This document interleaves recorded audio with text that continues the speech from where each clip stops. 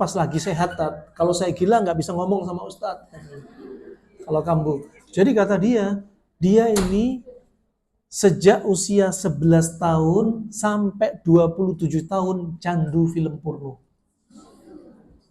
Makanya Kemensos mengatakan anak usia 12 tahun 85% sudah merasakan film video porno. Makanya Anda hati-hati Bu, kalau punya anak, HP hati-hati. Jam 9 malam sita HP Anda, walaupun anak Anda sudah di atas sweet 17. Sita HP. Gak boleh lihat HP lagi nak. Nah, apakah ibu boleh? Iya, ibu sudah dewasa nak. Enggak juga. Ibu-ibu banyak yang malam kena gangguan COD. Keranjang kuning. Bukan OJD. Nah, habis COD suaminya kena kanker kantong kering besoknya. Suruh bayar COD. Nah, sekali lagi ini maksiat menimbulkan apa? Dosa. Dosa ini apa? Menimbulkan apa? Maksiat, dosa, syirik menimbulkan penyakit. Termasuk penyakit psikis. Bahkan dokter sudah meneliti, orang yang candu film porno sering kenapa? Gangguan jiwa. Dan sering kami dapati, ya Allah, sering ada ibu-ibu datang sambil nangis. Tat, sepertinya saya punya banyak dosa sama suami, Tat. Kenapa, Bu? Dulu saya nggak melayani suami. Nggak melayani gimana? Suami sering, permisi, akramakumullah. Suami minta saya melayani dari lubang dubur. Saya nggak layani, Tat. Kalau terong ketemu terong, itu lutiyah kubro. Kalau terong ketemu dubur, itu lutiyah sugro, sama-sama dilaknat. Cuma kalau kubro dilaknat sama Nabi 3 kali laknat. Laknat paling banyak dari semua dosa. Sedangkan lutiyah sugro, walaupun suami kepada istrinya yang halal, itu dilaknat oleh Nabi. Ini namanya lutiyah sugro. Kemudian istrinya tetap nggak mau melayani. Bu, terus ibu yang ibu alami apa? Suami sering bentak dan mukul saya, kekerasan verbal dan fisik. Tapi anak-anak nggak tahu, saya selalu melihat pada anak-anak, dia nggak tahu apa yang dirasakan saya. Dan saya sakit semua, Tat. Sampai detik ini. Terus suami kemana? Sudah wafat, Tat. Sebelum wafat saya tanya, wafatnya kena hipertensi dan stroke nggak, Bu? Bener, Tat. Jadi si suami sering marah kepada istri, dikasih ikop sama Allah. Saya tanya, Bu, selama ibu mendapati suami kayak gini, sebelum suami ibu tingkah laku kelainan kayak gini, saya tanya, suami ibu sering lihat film porno nggak? Iya, kan. Nah, bahkan kami dapati ada si istri, kalau Anda lihat, kalau suami tiba-tiba sering marah sama Anda, suami bentak Anda, ya suami sudah hilang sayang kepada Anda harus cermat. Anda menegakkan al-amr bil ma'ruf wa nahyu anil munkar. Apa yang maksiat yang sudah dilakukan suami? Ternyata ada yang kami dapati, si istri bilang suami sudah selingkuh 20 kali. Terakhir sama tetangganya. Gimana bakal dalam keluarga mawaddah sakinah warahmah? Nggak mungkin. Ya, kalau sudah kayak ini wajib hukumnya istri minta cerai. Karena suami nggak tobat. Nah, maka lihat, kadang ada sebabnya kenapa suami nggak mesra lagi sama Anda. Kalau Anda lihat suami nggak zina, tapi suami lihat history YouTube-nya video porno semua. Anda harus nasihatin dia. Anda nggak akan ada cantik-cantiknya ketika suami sudah terjerumus seperti ini. Nah, berdampak kepada apa? Rusak rumah tangga, dianya sakit, Anda ikut sakit. Karena Anda nggak membiarkan nasihat untuk diri dia.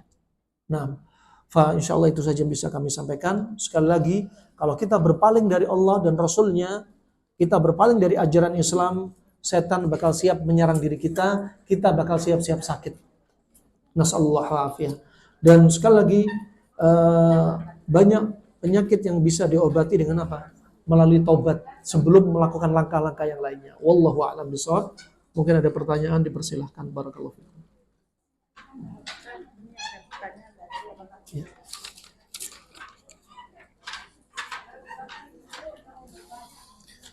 Ini ada pertanyaan dari kertas. Semoga Allah memberikan rahmat untuk Ustadz. Amin kita semua. Apa yang harus kita lakukan jika hamil dan ternyata ada miom? Jazakumullah khairan Ustadz. Apa yang harus kita lakukan jika penyakit lewat darah setan dari darah agar kita bisa menghindari? Pertanyaan saya Ibu, untuk yang kena miom, pertanyaan saya yang pertama, Ya, kita lihat dari masalah perasaan ibu. Ibu ada dendam dan marah nggak sama suami? Nah, kemudian kita tanya ini ada dendam dan marah nggak? Nggak harus sama suami. Mungkin ada dendam dan marah kepada siapa? Bapak, ibu, atau mertua, atau bahkan kepada anak sendiri. Atau dendam pada seseorang. Itu yang terakhir yang agak jauh. Kemudian yang berikutnya, tanya kepada si ibu ini, ibu kena miom, kalau ternyata ibu nggak ada dendam, nggak ada amarah, berarti alhamdulillah. Berarti bukan karena perasaan. Kita lihat, ada nggak faktor dari makanan? Kita lihat, ibu hobi makanannya apa? Sebelum hamil dan ketika hamil. Kalau ternyata hobinya bakso, mie ayam, sambal, jeruan, bakwan, kambing, ayam, bebek, rendang, ya kemudian bayam, kangkung, durian, ya jahe, kopi. Kalau ternyata kena miom, berarti miomnya sifatnya panas. Ciri-ciri miom panas, ya Anda nggak bisa menyentuh. Ya, kalau benjolan di luar bisa disentuh. Ciri miom panas, kalau menurut kitab Al-Mughni, Abul Hasan Al-Baghdadi, ciri miom panas yaitu apa? Dia lembek dan kemudian nyerinya dahsyat. Kalau yang bisa diraba. Anda bayangkan, daging kalau ditaruh di atas api, lembek apa kaku? Lembek. Dan dia bakal nyeri karena kena panas. Sebaliknya, kalau ada daging ditaruh di es, tambah beku apa lembek? Beku. Demikian kalau miom dingin, dia keras, beku, besar, tapi nggak ada nyeri. Kalaupun nyeri sedikit karena benjolan tadi neken saraf sedikit. Tapi kalau miom panas, dia bakal lembek, tapi nyerinya dahsyat. Tapi kalau sekarang di rahim, kan nggak bisa kita sentuh. Kalau Anda melalui USG, ultrasonografi, atau Anda MRI, CT scan, misal, Anda lihat, ya misalkan, kan lebih aman dari radiasi seperti pakai USG. Misalkan didapati miomnya kecil, tapi ibunya sakitnya banget dahsyat. Berarti miomnya apa? Panas. Nah, si ibunya hobi makanannya panas-panas tadi.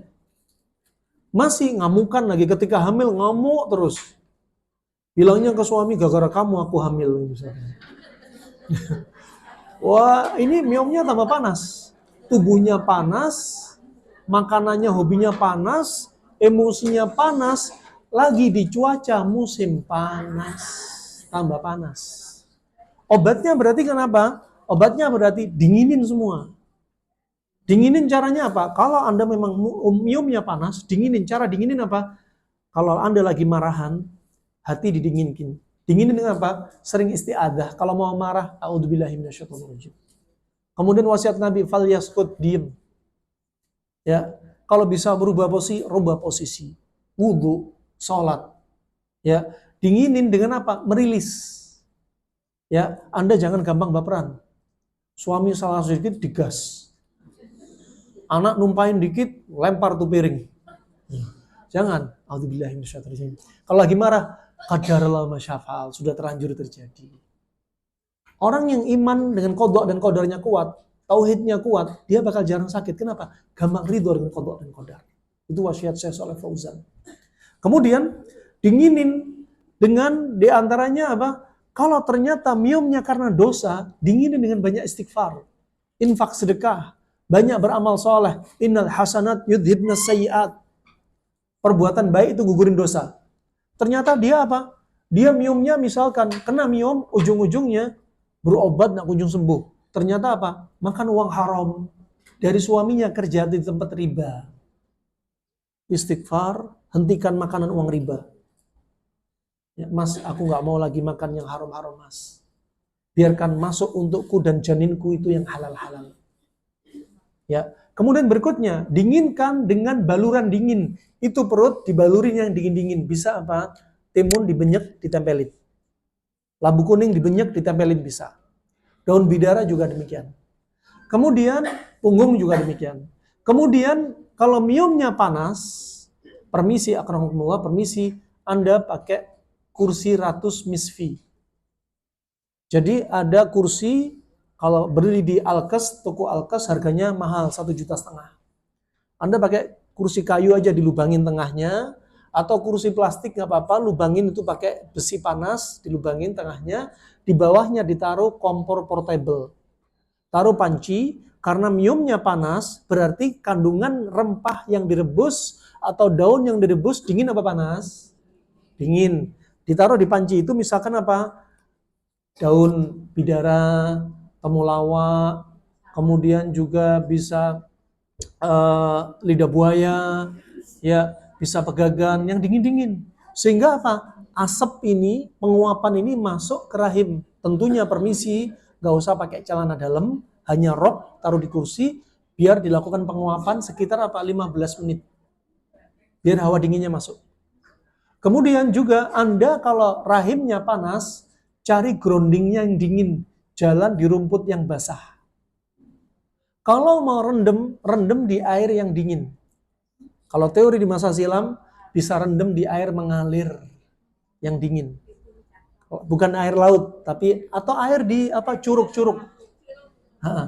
Subhanallah, berapa kali kami dapati, ada yang sudah kami share di Instagram, medsos kami, ibu-ibu yang punya dendam, marah, kena mium, akhirnya rendem di air terjun.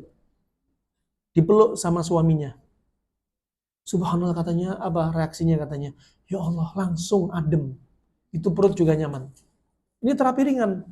Ya, kemudian berikutnya pendingin yang lainnya apa? Baca Al-Qur'an dengan artinya. Hadiri kajian-kajian. Kemudian zikir pagi sore. Nah, kenapa? Karena kalau ada amarah, kalau karena amarah ataupun karena efek makanan yang berlebihan, ini kalau dimasukin Al-Qur'an, Al-Qur'an bakal jadi obat menghancurkan apa? Yang benjolan keras kayak apapun nggak akan sekeras seperti gunung yang hancur dengan Al-Qur'an. Surat Al-Hasyr ayat 21. Kalau miumnya dingin, tinggal dibalik saja apa yang kami sebutkan di atas. Ya, insya Allah itu. Kemudian kalau darahnya panas, dibuang darahnya. Kalau donor kebanyakan 250 cc. Kalau bekam, keluar sedikit, atau di fasdu, keluarin sedikit aja. Nah, di titik apa? Di titik sofin. Titik pembuluh darah di depan mata kaki bagian dalam. Ya. Wallahu a'lam bishawab. Itu insyaallah. Ada pertanyaan lain lagi. Terus kalau ada miumnya ternyata non medis. Misalkan dulu pernah pacaran, ini wanita contoh. Si mantannya nyihir. Kenapa? Cinta ditolak, dukun bertindak. Disihir. Ada yang kami dapati datang ke rumah, waktu itu apa? Ibu-ibu baru nikah 2 tahun, dari malam pertama nikah, perutnya besar kayak hamil 9 bulan. Dilihat isinya nggak ada apapun, nggak ada cairan, wala nggak ada janin. Ternyata apa? Di dalam mimpinya sering ditapakkan mantan pacarnya. Ya, karena nggak jadi nikah sama si pacarnya, akhirnya disihir sama mantan pacarnya. Makanya jangan pacaran, belum lagi yang disiksa, disekap dan lain sebagainya. Nah, ilmu ya, semoga untuk menjaga rumah tinggal kita dari masuknya setan. Apakah baca Al-Quran surat Al-Baqarah harus sampai selesai? Iya, sampai selesai. Nabi SAW bersabda, Inna syaitana la yadkhulu baitan yukra'u fihi al-Baqarah. Sesungguhnya setan gak akan masuk di rumah yang di dalamnya dibacakan surat Al-Baqarah. Semua. 286 ayat semua dibaca. Bukan hanya Al-Fatihah saja, terus 2 ayat terakhir Al-Baqarah. Bukan. Tapi semua. Ya. Dan subhanallah, sering kami dapati, pertama kita tadabburi, Nabi SAW bersabda, Inna syaitana khuliqa, innal jan khuliqa minan nar. Sesungguhnya jin dicipta dari api. Mereka dari api. Api itu hawanya panas. Dan jin kalau masuk rumah, rumah itu hawanya panas. Panas dari sisi apa? Anda bakal sering emosian antara suami istri. Anak juga teriak-teriak. Kalau masih baby sering ketakutan. Kemudian dari sisi tempat tinggal itu, karena mereka hawanya panas, berapa kali kami dapat di rumah yang diruqyah, sampai lampunya itu meletup. Ada yang rumah ibu saya sendiri, waktu itu ada seorang laki-laki, bapak-bapak, yang diserang jin nasab, ya bisnisnya bangkrut terus, nikah cerai berkali-kali, hidupnya foya-foya dan boros, ternyata bisikan jin nasabnya kuat. Baru diruqyah, ini rumah ibu saya, kamar mandi langsung cedak. Nah, Subhanallah bakal didapati apa? Retakan di dinding. Hawanya jin itu panas. Walaupun dia pindah rumah, beli rumah lagi, kami tanya, subhanallah seperti demikian. Kebocoran. Plafon juga sering retak dan jatuh. Kenapa? Jin itu tinggal di atap. Dan jin ini nggak kelihatan, tapi dia punya berat massa. Makanya Anda lihat ketika doa masuk rumah, apa yang Anda baca? Bismillah, Allahumma jannibna syaitan, wa jannibi syaitan, ma razaqtana. Doa masuk rumah, Bu. Bismillah. Assalamualaikum. Ya Allah, banyak yang nggak tahu doa masuk rumah. Nah, termasuk doa mau hubungan suami istri sampai nggak tahu. Sudah punya anak, sudah punya cucu. Kata para ulama, kalau Anda hubungan suami istri, Anda nggak baca doa, setan bakal ikut hubungan dengan Anda. Anda ketika makan nggak baca bismillah, setan makan bersama Anda. Anda naik motor, naik mobil nggak baca doa kendaraan, setan naik kendaraan bersama Anda. Hawanya emosi terus. Ya ketika mau masuk rumah, bismillah, assalamualaikum. Ketika di rumah nggak ada orang sama sekali, bismillah, assalamualaikum wa ala ibadillahi sholihin. Anak-anak TK sudah hafal, Bu. Ini ibu-ibu yang udah punya cucu belum hafal. Nah, wah subhanallah, apa kata setan? Celaka. Malam ini nggak dapat tempat tidur. Malam ini nggak dapat makan malam. Mereka tidur di atap. Mereka tidur di hidung Anda. Mereka mengencingi telinga Anda sampai Anda nggak dengar suara adzan subuh. Itu makar mereka. Nah, wah subhanallah di rumah itu subhanallah sering bau-bau busuk lewat. Kadang bau kemenyan. Itu ciri-ciri mereka berseliweran. Anda jangan anggap halu. Oh, paling hanya itu saja, halusinasi. Bukan halu. Ngelihat berkelebat, setan lagi di rumah Anda. Bukan halu.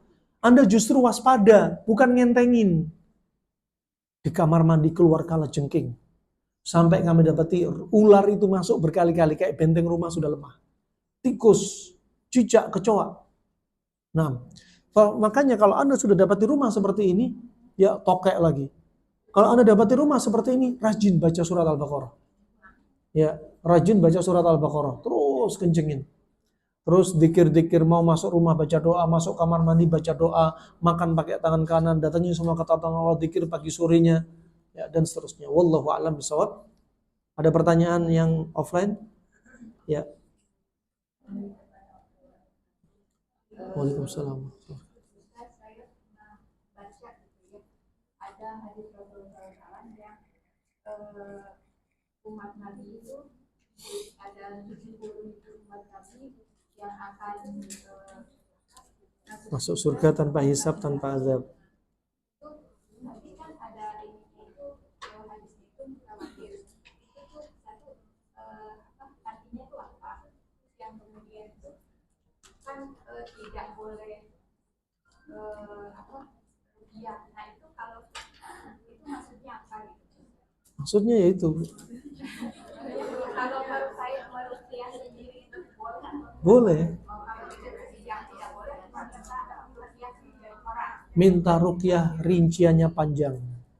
Ada yang berpendapat satu, minta ruqyah secara mutlak itu nggak boleh. Ada yang kedua, yang nggak boleh ditafsirkan, minta ruqyah kepada orang pintar dan dukun. Yang ketiga, minta ruqyah karena was-was. Nggak ada apa-apa minta di ruqyah. Yang berikutnya, minta ruqyah biar nggak sakit. Ini lagi musim pandemi, ruqyah saya biar saya kebal.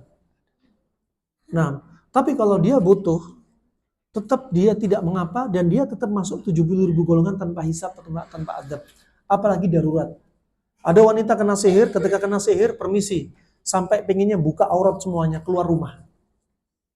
Kemudian nggak bisa sholat, dibikin lumpuh. Baca Al-Quran, matanya dibikin buta. Orang nggak ada yang sadar mau meruqyah dia. Dia mau meruqyah nggak kuat, nggak tahan. Dia minta ruqyah, tak mengapa. Ruqyah tapi yang syar'i. Ruqyah syar'iyah. Bukan muharramah, bukan syirkiyah, bukan bid'iyah. Itu ya. Nah, jadi rinciannya Anda bisa dapatkan pada Kitab Tib karangan Abu Ya'la Ibnul Farra Al-Hambali. Dia merinci, minta sengat besi panas juga gitu, decay. Dijelaskan K itu nggak boleh ketika masih ada pengobatan yang lain yang lebih ringan. Karena K itu membuat luka bakar. Dan nggak disukai Nabi. Wa ana anha ummati anil K. Nabi melarang dari K kalau apa? Kalau masih ada pengobatan lain. Misal ada kanker tanpa harus pakai K, pakai pola makan. Ya pola makan. Jangan K dulu. Sundutan besi panas.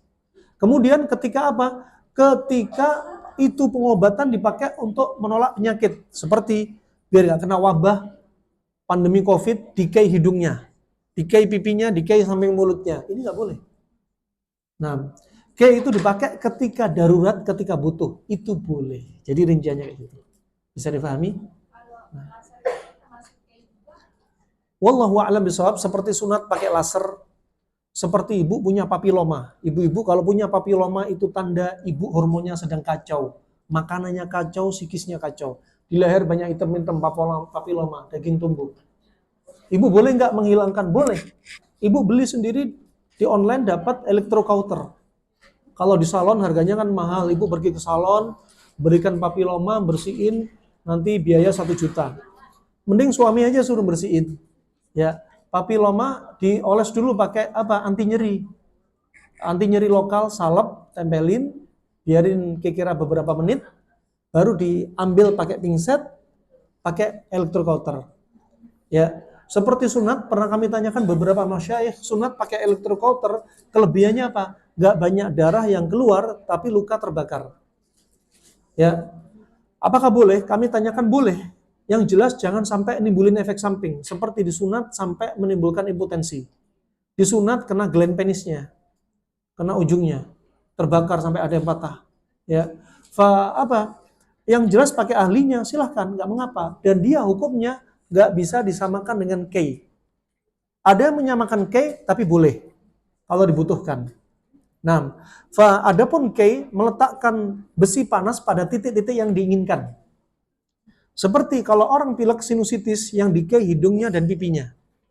Kalau kena diare yang di-K telapak kaki bagian bawah, itu pernah kami dapati di Yaman.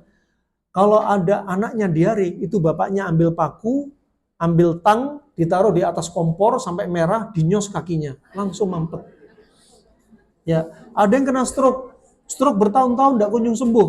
Di-K kan stroke-nya sebelah kiri, di-K kepala kanan, di-K tangan kiri, kaki kiri, langsung lari. Makanya disebutkan Ibnu Qayyim akhirul ilaj al-K, akhir pengobatan dengan K, sendutan besi panas. Kalau itu yang terakhir, boleh ketika dibutuhkan. Dan Nabi pernah meng-K kalau nggak salah 2 atau 3 sahabat dalam riwayat. Kalau nggak disebutkan bukan berarti nggak meng-K yang lainnya, bisa jadi ada kemungkinan. Sahabat pernah meng-K putranya. Antara sahabat dengan sahabat pernah meng-K di antara mereka. Kapan? Ketika butuh. Wallahu a'lam bishawab. Kayaknya sudah jamaah, sudah banyak yang keluar, sudah habis waktunya ya. Nah, itu saja. Ibu-ibu nggak ada protes sih, kajiannya panjang, nggak pulang selesai, tak harus selesai. Kayaknya, nah matanya pada melotot terus, kayaknya masih pengen terus. Itu saja yang bisa saya sampaikan. Alafumikum, yang jelas semoga manfaat walaupun menyita waktu Anda. Ya, semoga Allah jauhkan kita dari segala malapetaka, gangguan syaitan. Semoga Allah sembuhkan orang sakit di antara kita, medisnya atau non medisnya, kita keluarga kita, dan semoga Allah istiqomahkan kita di atas al-haq. Allah wafatkan kita dalam keadaan husnul khatimah. Amin ya rabbal alamin. Wabillahi taufiq wal hidayah. Subhanakallahumma bihamdik, asyhadu an la ilaha illa anta astaghfiruka wa atubu ilaik. Wassalamualaikum warahmatullahi wabarakatuh.